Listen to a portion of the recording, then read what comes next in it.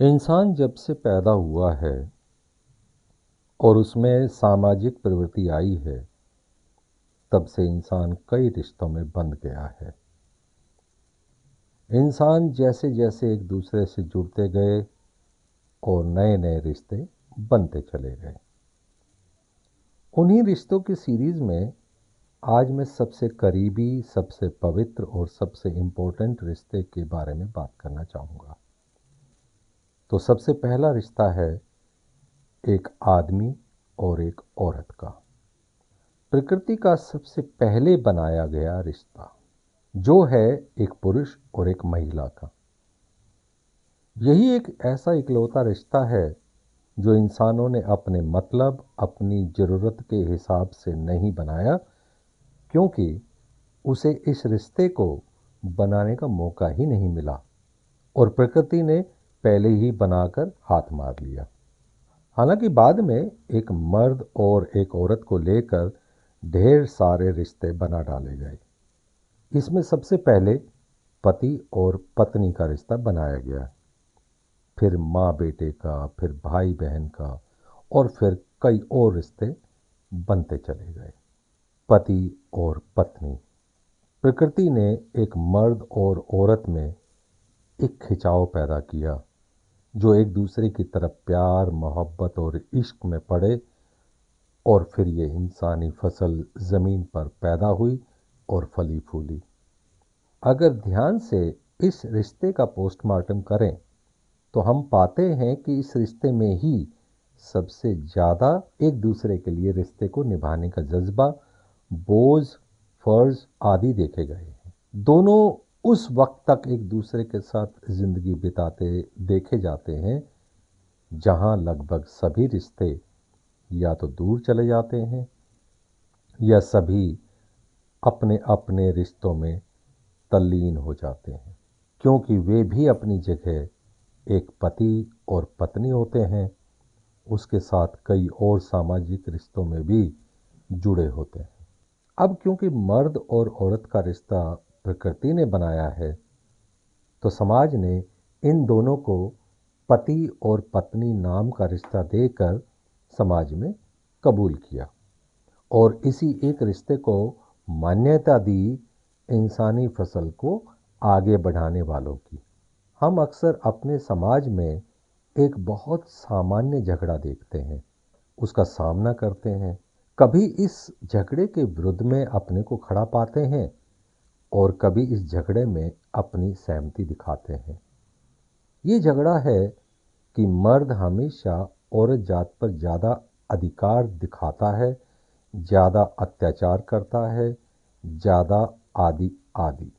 यानी दूसरे शब्दों में, एक पति अपनी पत्नी से ज़्यादा हक रखता है या उस पर ज़्यादा अत्याचार करता है। क्या ऐसा है? अगर है तो ऐसा क्यों है? चलो इसकी जड़ में चलकर देखते हैं। जैसा कि हम जानते हैं कि एक मर्द और एक औरत को जिस्मानी और रूहानियत के तौर पर दोनों को अलग अलग ही बनाया गया है। उनके जज्बातों की तासीर को भी अलग रूप से व्यवहार करने के लिए बनाया गया है।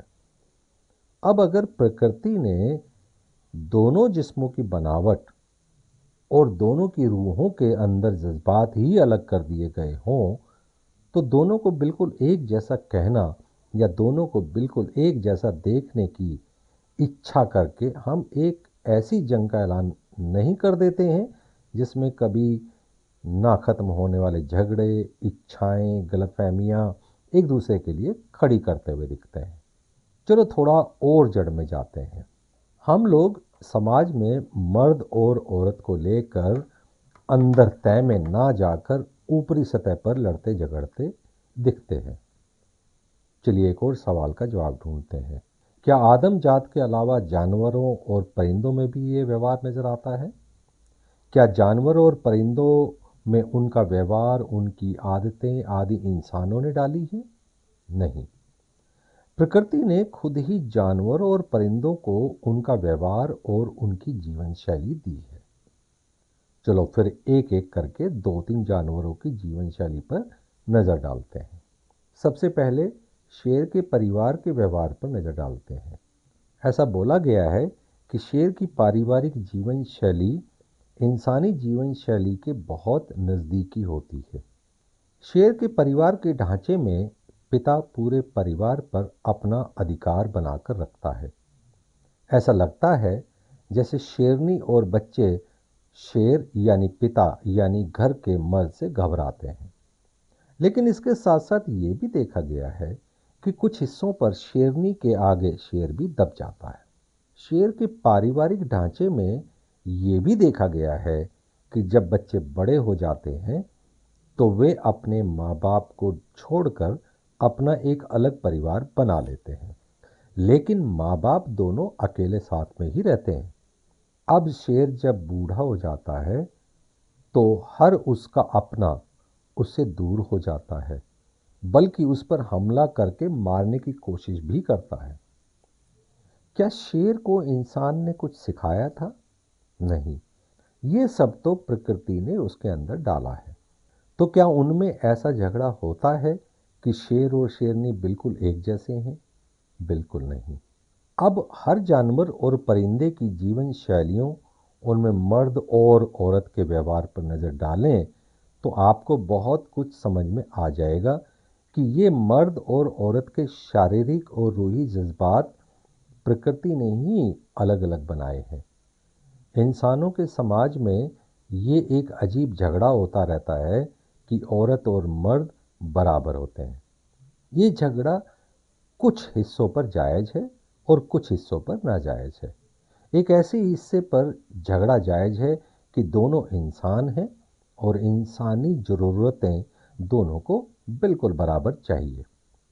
दोनों को बराबर भूख लगती है, बराबर मौसम का असर पड़ता है, शारीरिक तौर पर दोनों थकते हैं, खुद की इज्जत जैसा जज्बा दोनों के लिए बराबर है। तो ऐसे कौन से हिस्से हैं जहां दोनों बराबरी नहीं कर सकते?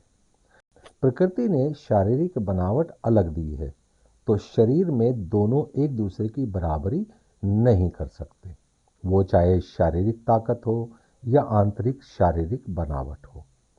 प्रकृति ने अगर औरत जात को ही बच्चा अपनी कोख में रखने का अधिकार दिया है तो इसमें मर्द की कहाँ गलती है? और जब बच्चा पैदा करने का अधिकार औरत को दिया है तो प्रकृति ने ही उसमें ममता के भाव की बढ़ोतरी भी दी है। अगर पिता के जज्बातों में प्रकृति ने ममता जैसे भाव की क्षमता में कुछ हल्कापन दिया है तो इसमें मर्द का क्या कसूर? तो पति और पत्नी का आपसी रिश्ता सामाजिक तौर पर मुझे सबसे बड़ा और ऊपर महसूस होता है। कुछ लोग कहेंगे कि एक माँ और बेटा या बेटी का रिश्ता सबसे बड़ा है, पर मैंने बहुत अंदर तह तक जाकर जब सब रिश्तों को समझने की कोशिश की तो पाया कि सामाजिक तौर पर सबसे मजबूत जुड़ाव, मजबूत फर्ज, मजबूत हक होते हैं पति और पत्नी के रिश्ते में ही मिलते हैं।